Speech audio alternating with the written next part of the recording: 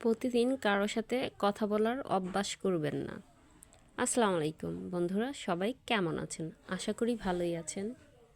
আর হ্যাঁ, এখন কে কি বলে, কে কি করে সেটা তো জানি না, বাট নিজের একটা অভিজ্ঞতা থেকে কথাটা বলছি। কারো সাথে প্রতিদিন কথা বলার অভ্যেস করবেন না। কারণ দেখা গেছে একটা সময়ে সে যদি আপনার সাথে কথা না বলে, আপনার অনেক খারাপ লাগবে। এটা আমি বুঝি। কারণ তখন আপনার মনে হবে যে আপনি হয়তোবা মইরা গেছেন।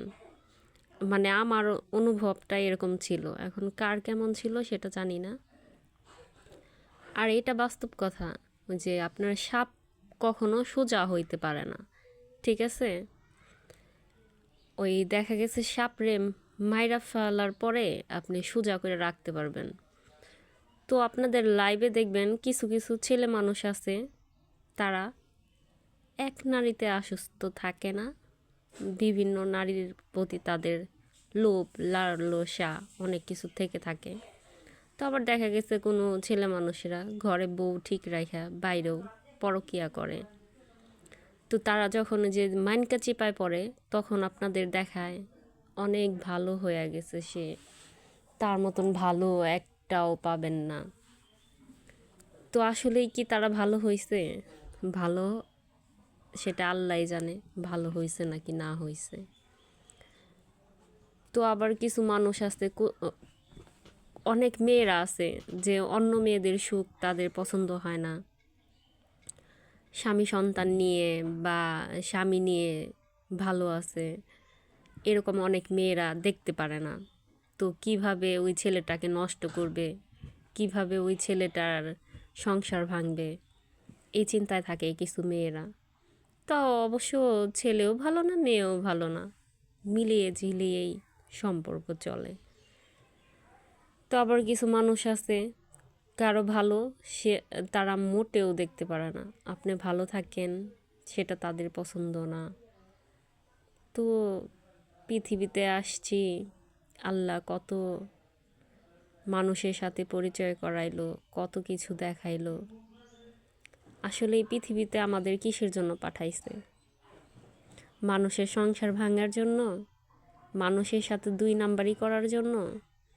কিভাবে মানুষকে বাস দিতে হয়, কিভাবে মানুষকে ছোট করে দেখতে হয়? মোটেও না। আল্লাহ পাঠাইছে আমাদের দুনিয়ায় আখিরাতের বাজার করার জন্য। বাট আমরা তো দুনিয়ার বাজার নিয়েই পড়ে আছি। তো থাকগা, যে যা বলুক করুক, নিজে ভালো তো জগৎ ভালো। নিজে ভালো থাকার চেষ্টা করুন, নিজে ভালো থাকুন, আল্লাহ আপনাকেও ভালো রাখবে। অবশ্যই এরকম চেষ্টা কেউ করবেন না, কারোর সাথে প্রতিদিন কথা বলার চেষ্টা করবেন না, এবং তার প্রতি এত লয়াল হবেন না যে নিজের দুনিয়ায় অন্ধকার লাগে। এর থেকে দূরে থাকেন। জানি বলাটা সহজ, কিন্তু করাটা অনেক কঠিন। একটা সময় মানসিক প্রবলেম হয়ে গেছিলো, মানসিক রুগী হয়ে গেছিলাম। তো এখন ভালো আছি মোটামুটি। আর ফেসবুকে অনেকেই সত্যি কথা বলে, অনেকেই মিথ্যা কথা বলে। তো সব কিছু মিলিয়েই মানুষ কাজ করে।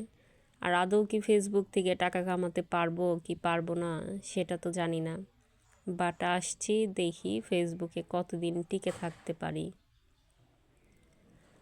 সবাই সবার জন্য দোয়া করবেন। আর যারা অন্যের সংসার ভাঙার জন্য কালো জাদু করেন বা এসব করেন, আপনারা কি সুখে থাকতে পারবেন? একদিন ঘুরে ফিরে আপনাদের কপালেই আসবে, চিন্তা করেন না। আল্লাহ ছাড় দেয় কিন্তু ছেড়ে দেয় না, এটা অবশ্যই হাড়ে হাড়ে টের পাবেন। আর আল্লাহ রহমতে কারো ক্ষতি কখনো করি নাই, ইনশাল্লাহ কখনো করবও না। কারণ এইটুকু শিক্ষা অন্তপক্ষে আমাদের মাঝে আছে। আর কারো কথা মনে করে মন খারাপ করে থাকার সময় আর এখন নাই, এখন অনেক বদলায়ে গেছি। ঠিক আছে, সবাই ভালো থাকেন, সুস্থ থাকেন। আসসালামু আলাইকুম, আল্লাহ হাফেজ।